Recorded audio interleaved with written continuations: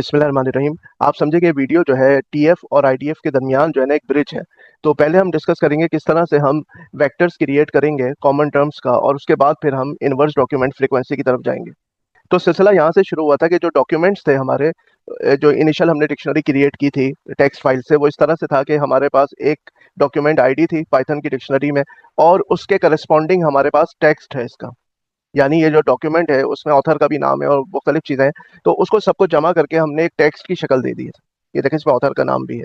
तो इस तरह से हमारे पास ये जो स्ट्रक्चर था ना, इसका नाम हमने रखा था डॉक्यूमेंट्स। और इसी तरह से क्वेरीज भी थी हमारे पास के क्वेरी की आईडी थी, और उसके आगे वो क्वेरी जो है टेक्स्ट फॉर्मेट में नेचुरल लैंग्वेज में हमारे पास ये स्टोर हुई हुई थी। तो ये हमारे पास एक टू डायमेंशनल एरे है एक तरह से, लेकिन इसको पाइथन में डिक्शनरी बोलते हैं। कि एक आईडी होती है जो कि करस्पॉन्ड कर रही होती है वैल्यू को, तो ये आईडी वैल्यू पेयर या की वैल्यू पेयर कहलाता है ये इस तरह से। तो ये हमारे पास 1460 डॉक्यूमेंट्स थे इस तरह से। और ये जो है उसके बाद हमने क्या किया था, इसको प्रोसेस करके डॉक्यूमेंट्स को डॉक्यूमेंट टर्म्स की डिक्शनरी बनाई थी। डॉक्यूमेंट टर्म्स की डिक्शनरी में हुआ ये था कि यहाँ से हमने सारे स्टॉप वर्ड्स निकाल दिए थे, और जितने भी वर्ड्स थे उनकी स्टैमिंग कर ली थी। तो उसमें से इंपॉर्टेंट वर्ड्स लेके उनकी स्टैमिंग कर ली थी। तो ये आप देखें इस तरह से हमारे पास हर वर्ड अपनी फ्रीक्वेंसी के साथ स्टोर हुआ हुआ है। यानी अगर आप देखें एडिट जो है यहाँ पर आप गिनेंगे तो ये एडिशन का भी रूट वर्ड जो है वो एडिट है। ठीक है, ये एडिशन यहाँ पे लिखा हुआ है, यहाँ पर एडिशन है। ठीक है, इस तरह से ये 4 दफा यहाँ पर आया है। तो इसका जो है यहाँ पे फ्रीक्वेंसी आ गई, इसके रूट वर्ड के साथ, इसके स्टेम वर्ड के साथ इसकी फ्रीक्वेंसी आ गई। इस तरह हमने सारे वर्ड्स को जो है उनकी फ्रीक्वेंसी के साथ स्टोर कर दिया, और वर्ड वाइज इसको हमने टोकनाइज कर दिया। यानी कि अभी तक तो ये पूरा टेक्स्ट था ना, तो टेक्स्ट नहीं रहा, अब ये वर्ड्स में टूट गया है डॉक्यूमेंट, और अपनी फ्रीक्वेंसी के साथ स्टोर हुआ हुआ है। ये जो स्ट्रक्चर था, ये जो डाटा स्ट्रक्चर था, इसको हमने नाम दिया था डॉक्यूमेंट टर्म्स का। तो डॉक्यूमेंट्स जो डाटा स्ट्रक्चर था वो कन्वर्ट हुआ डॉक्यूमेंट टर्म्स में, और इस वीडियो के आखिर में यही स्ट्रक्चर कन्वर्ट हो जाएगा डॉक्यूमेंट वेक्टर्स में। जी, डॉक्यूमेंट वेक्टर्स का मकसद क्या होगा कि तमाम डॉक्यूमेंट्स और तमाम क्वेरीज में जितनी भी टर्म्स आई हैं, यूनिक टर्म्स, वो हम यहाँ ऊपर क्रिएट कर देंगे। और नीचे हर डॉक्यूमेंट में अगर वो टर्म नहीं आई तो वहां पे उस पोजीशन पे 0 होगा, और अगर वो टर्म उस डॉक्यूमेंट में आई है तो कितनी दफा आई है उसका काउंट लिखा होगा बस। Similarly queries and query terms dictionaries are form. तो जैसे डॉक्यूमेंट और डॉक्यूमेंट टर्म्स डिक्शनरी बनी है, इसी तरह से क्वेरीज जो कि तकरीबन 112 हैं और उनकी क्वेरी टर्म्स की ये डिक्शनरी बन जाएगी। तो ये जो क्वेरी टर्म्स और डॉक्यूमेंट टर्म्स की डिक्शनरी है ना, इसमें तमाम टर्म्स को हम यूनिकली एक दफा ही टॉप पे लिख लेंगे इस तरह से, इस तरह से। और हर डॉक्यूमेंट और हर क्वेरी के करस्पॉन्डिंग हम ऐसा वेक्टर बना देंगे कि कौन सी टर्म उसमें 0 टाइम्स आई है यानी कि नहीं आई है, और कौन सी कितनी दफा आई है, तो उसकी फ्रीक्वेंसी, बस फ्रीक्वेंसी नोट डाउन कर लेंगे। अच्छा, अब सूरत हाल हमारे पास ये है कि ये हमारे पास है कलेक्ट वोकेबुलरी का मेथड। ठीक है, और ये जो रिटर्न करेगा वो तमाम यूनिक टर्म्स पूरे कलेक्शन की, यानी क्वेरीज की और डॉक्यूमेंट्स की CISI डाटा सेट के हवाले से ये वो हमको रिटर्न करेगा। तो हम ऑल टर्म्स में उसको सेव कर लेंगे। ठीक है, तो ऑल टर्म्स जो है ये हमारे पास एक क्या है, लिस्ट है। तो लिस्ट ऑफ टर्म्स हमारे पास यूनिक इसमें आ जाएंगी। अच्छा, तरीक़ाकार ये होगा कि हम कलेक्ट वोकेबुलरी का मेथड कॉल करेंगे, ये हमने कॉल किया, सही है। और यहाँ पर हम लोग डॉक्यूमेंट आईडी इन document terms dot keys, document terms की मैंने आपको रिप्रेजेंटेशन दिखा दी, ये रही डॉक्यूमेंट टर्म्स की रिप्रेजेंटेशन। तो इसमें डॉक्यूमेंट आईडी की वैल्यू 1 है, तो हम यहाँ पहुंच गए। ठीक है, और हमने क्या किया, गेट किया, गेट किया डॉक्यूमेंट आईडी के हिसाब से। तो आपको पता है गेट जो होता है वो रिटर्न करता है वैल्यू को, यानी ये आईडी है और ये उसके सामने वैल्यू है। तो इस पूरी डिक्शनरी को ये एक्सट्रैक्ट करेगा। अच्छा, एक्सट्रैक्ट करने के बाद इसमें से निकालेगा कीज। तो आप बताइए, ये खुद एक डिक्शनरी है, और इस डॉक्यूमेंट आईडी के बिहाफ पर जो है वो भी डिक्शनरी है। तो ये डिक्शनरी रिट्रीव होने के बाद इसकी कीज एक्सट्रैक्ट करेगा। आपको पता है इसकी कीज क्या है? इसकी कीज जो है ना, ये टर्म्स है। ये टर्म्स जो है ना, ये इसकी कीज है, और उन कीज के करस्पॉन्डिंग जो वैल्यू है वो फ्रीक्वेंसी ऑफ द टर्म है इन दैट पर्टिकुलर डॉक्यूमेंट। ठीक है, इस डॉक्यूमेंट में ये टर्म कितनी दफा आई है, ये टर्म कितनी दफा आई है। तो ये जो है ना, ये टर्म जो है ये की बन जाएगी, और ये जो है उसकी वैल्यू बन जाएगी। जिस तरह डॉक्यूमेंट टर्म्स में ये की है और ये पूरी वैल्यू है, ठीक है, इस तरह से ये पूरी डिक्शनरी बनी हुई है। तो यहाँ पर ये जो डिक्शनरी है इसके अंदर ये की है और ये वैल्यू है, ये की है और ये वैल्यू है, ये की है, ये वैल्यू है। और ये जो डॉक्यूमेंट टर्म्स डिक्शनरी है उसमें ये की है, ये वैल्यू है, ये की है, ये वैल्यू है, ये की है, ये वैल्यू। ठीक है, अगर आप उसको भी ऐसा तस्वर करें तो क्या होगा, यहाँ पे 1 लिखा हुआ होगा और कॉलन के आगे आगे पूरा पूरा ये डिक्शनरी होगी यहाँ पे इस जगह पे। अब यहाँ पर आपने इस लूप में क्या किया कि डॉक्यूमेंट आईडी आपने ली in document terms dot keys. Document term dot keys जो है ना वो आपके पास ये है, तो इसमें से आपने ये डॉक्यूमेंट आईडी जो है पहले उठाई। अच्छा, इस डॉक्यूमेंट आईडी के करस्पॉन्डिंग डॉक्यूमेंट टर्म्स में जो डिक्शनरी है उसमें से जो कीज हैं यानी टर्म्स जो हैं, ये जो टर्म्स हैं उनमें से एक टर्म उठाई आपने, एक टर्म आपने ली और उसको ऑल टर्म्स की लिस्ट में अपेंड कर दिया। इस तरह आप एक एक टर्म यानी की जो थी बेसिकली वो जो टर्म को करस्पॉन्ड कर रही है, तो हर टर्म उठाते गए और ऑल टर्म्स में रखते गए। ठीक है, तो ये तकरीबन 43 टर्म्स थी डॉक्यूमेंट नंबर 1 में, तो ये 43 टर्म्स इसके अंदर आ गई। फिर आप दूसरा डॉक्यूमेंट उठाएंगे और उसकी भी हर टर्म को आप इस ऑल टर्म्स की लिस्ट में अपेंड करते रहेंगे। उसके बाद जब सारे डॉक्यूमेंट्स खत्म हो जाएंगे उसके बाद आप यही मामला क्वेरीज के साथ करेंगे, क्वेरी टर्म्स के साथ। क्वेरी टर्म्स डॉट कीज ये 112 है, तो एक क्वेरी पहले आप एक्सट्रैक्ट करेंगे और उसकी जो कीज होंगी जो टर्म्स है वो फिर आप एक एक करके ऑल टर्म्स की लिस्ट में अपेंड कर देंगे। तो आखिर में ये आपके पास ये हो गई सूरत हाल। ऑल टर्म्स जो हैं जो कि तमाम डॉक्यूमेंट्स में इंपॉर्टेंट टर्म्स और क्वेरीज में है वो सारी एक जगह कलेक्ट हो जाएंगी ऑल टर्म्स। अब आप क्या करेंगे, ऑल टर्म्स पे सेट का मेथड अप्लाई करेंगे। ये सेट का मेथड क्या करेगा कि जो डुप्लीकेटेड टर्म्स हैं उनको एक दफा रिप्रेजेंट करेगा। हाँ, सपोज करें एडिट जो है वो डॉक्यूमेंट 1 में भी आया है, डॉक्यूमेंट 50 में भी आया है, क्वेरीज में भी आया है, तो वो फिर उसको एक दफा लिखेगा एडिट को। अच्छा, अब ये हर जो टर्म है उसको क्या करेगा, यूनिकली रिप्रेजेंट करके एक सेट बना देगा। सेट में तो आपको पता है ना कि जो एंटिटीज होती हैं वो यूनिक होती हैं। उसके बाद हम उसको सॉर्ट कर देंगे अल्फाबेटिकली, पहले नंबर्स आ जाएंगे फिर अल्फाबेटिकल ऑर्डर में तमाम टर्म्स सॉर्ट हो जाएंगे और ये रिटर्न हो जाएंगी यहाँ। तो जब ये रिटर्न होंगी यानी कलेक्ट वोकेबलरी का मेथड खत्म होगा, ये रिटर्न होगी sorted unique terms of the whole collection, of the whole collection of queries and documents. वो जो टर्म्स हैं सारी जो रिटर्न होंगी उसको हम ऑल टर्म्स के वेरिएबल में लिस्ट में सेव कर लेंगे।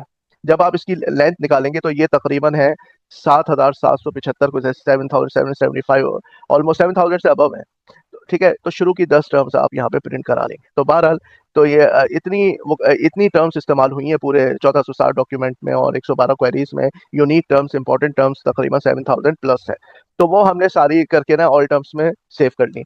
अब ये हम क्या कर रहे हैं, ये वही वाला स्ट्रक्चर बना रहे हैं कि ऊपर हमारे पास जो है ना एक हेडिंग है जिसमें वो पूरी 7,000 टर्म्स हैं और लेफ्ट साइड पे हमारे पास 112 क्वेरीज और 1460 डॉक्यूमेंट्स। ठीक है, तो ये तमाम रोज हैं, 1460 डॉक्यूमेंट की रोज और 112 क्वेरीज की रोज, और हर एक के करस्पॉन्डिंग हमें एक वेक्टर बनाना है इन 7,000 प्लस टर्म्स के हिसाब से। और ये 7,000 टर्म्स जो है वो सॉर्टेड है नहीं। ठीक है, अब हम चेक करते जाएंगे कि इस क्वेरी नंबर 1 में अगर ये वर्ड आया है तो वहां पे उसकी फ्रिक्वेंसी रख दो, नहीं तो 0 रख दो। ठीक है, अब देखें ये मामला जो है ना ये करेगा वेक्टराइज का मेथड। अब इस वेक्टराइज के मेथड को हम डॉक्यूमेंट टर्म्स भी देंगे और ऑल टर्म्स भी देंगे। ठीक है, और फिर क्वेरी वेक्टराइज का मेथड हम क्वेरी टर्म्स के लिए भी कॉल करेंगे और उसको भी ऑल टर्म्स सप्लाई करेंगे। इस वेक्टराइज के मेथड के चलने के बाद जो हमारे पास डाटा स्ट्रक्चर बनेगा उसका नाम होगा document vectors and query vectors. ये बात याद रखिएगा। तो आइए सबसे पहले हम इस वेक्टराइज के मेथड को समझते हैं। अच्छा, ये जो डॉक्यूमेंट टर्म्स ये जो डॉक्यूमेंट टर्म्स जो है ये आपने इसको वेक्टराइज के मेथड को दिया और साथ में ऑल टर्म्स जो 7,000 प्लस टर्म्स हैं उसकी लिस्ट है वो आपने दी। तो ये डॉक्यूमेंट टर्म्स जाके असाइन हुई इनपुट फीचर्स को।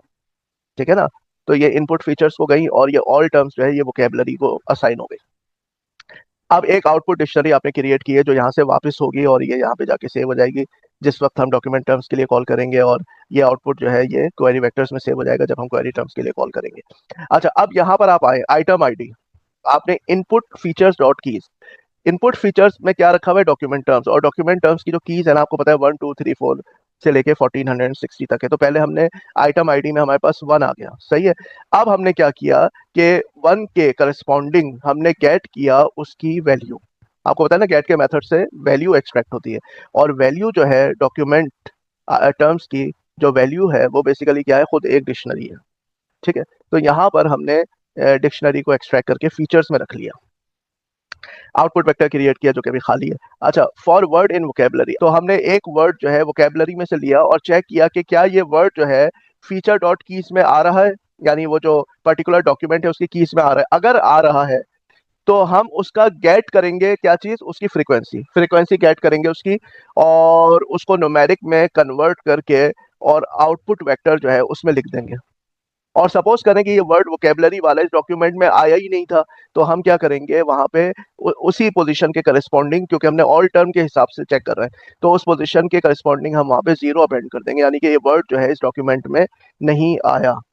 तो ये क्या करेगा, ये इस डॉक्यूमेंट नंबर 1 के लिए ये पूरा चलेगा, यानी 7000 प्लस टाइम्स ये लूप चलेगा जी। और हर वर्ड को चेक करेगा कि अगर वो इस डॉक्यूमेंट में आया है तो उसकी फ्रीक्वेंसी उठाओ और उसको अपेंड कर दो आउटपुट वेक्टर में। कोई की वगैरह मत लिखो, क्योंकि की तो टॉप लेवल पे सेट हो चुकी है ना ऑल टर्म्स में।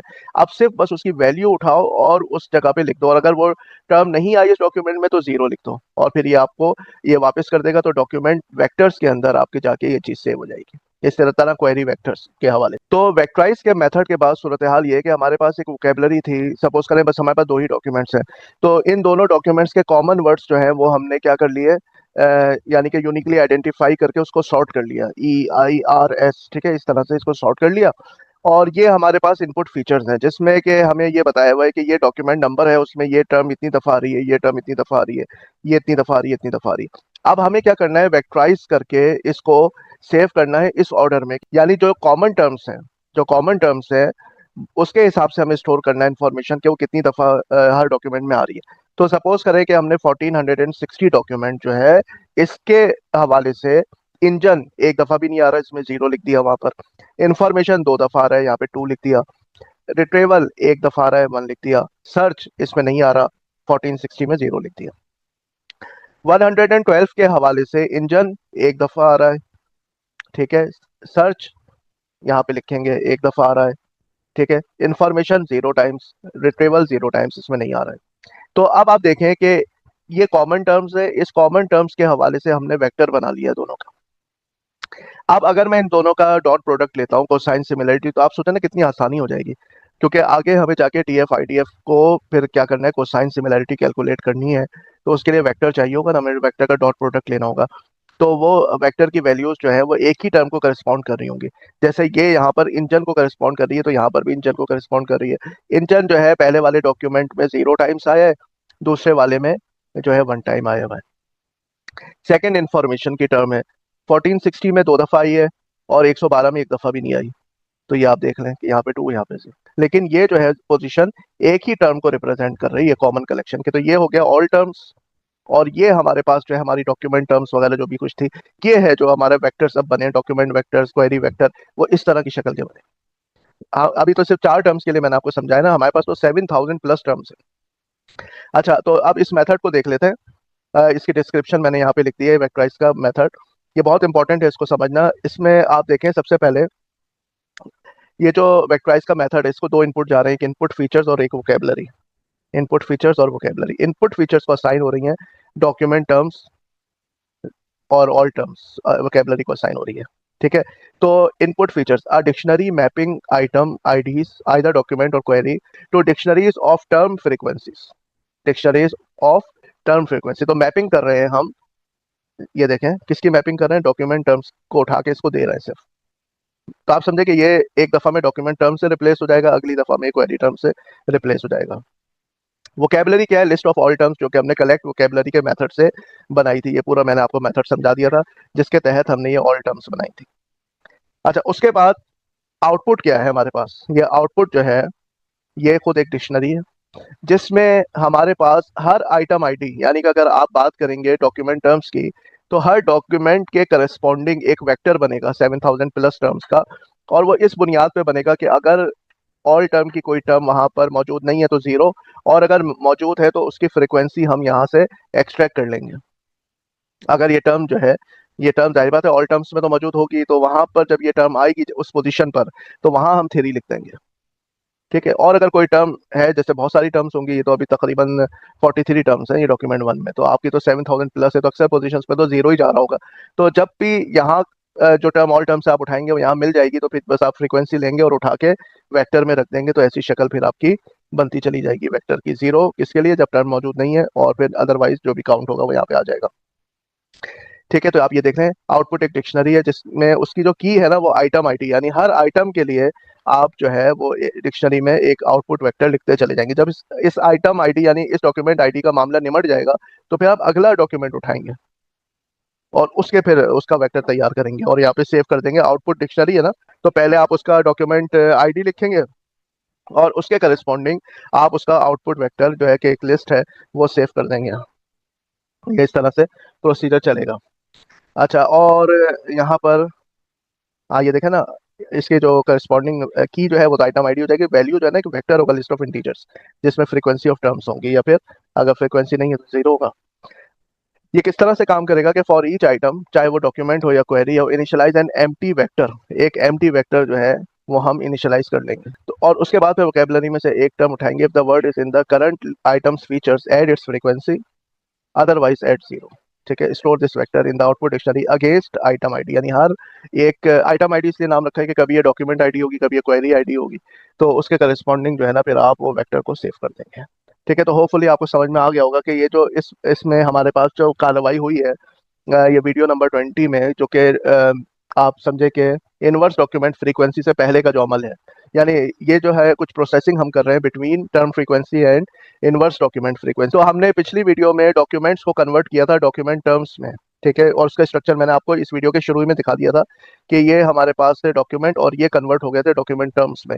और इस पर्टिकुलर ऑपरेशन के बाद जिसमें हमने आउटपुट वेक्टर बनाए हैं, तो उसके बाद ये डॉक्यूमेंट वेक्टर्स बने हैं डॉक्यूमेंट्स के हवाले से, और क्वेरी वेक्टर्स बने हैं क्वेरीज के हवाले से। तो क्वेरीज पहले कन्वर्ट हुई क्वेरी टर्म्स में, जिसमें हर टर्म के करस्पॉन्डिंग उसकी फ्रीक्वेंसी स्टोर हुई, और फिर वो जाके कॉमन वोकेबलरी के लिए पूरा ये वेक्टर बन गया। ठीक है, तो डॉक्यूमेंट्स भी डॉक्यूमेंट टर्म्स में कन्वर्ट हो गए, डॉक्यूमेंट वेक्टर्स में कन्वर्ट हुए, क्वेरीज भी क्वेरी टर्म्स में कन्वर्ट होकर क्वेरी वेक्टर्स में आ गई। तो अब ये डॉक्यूमेंट वेक्टर्स क्वेरी वेक्टर्स हमारे पास दोनों तैयार है ताकि अब नेक्स्ट इस पर ऑपरेशन परफॉर्म किया जा सके। Thank you very much.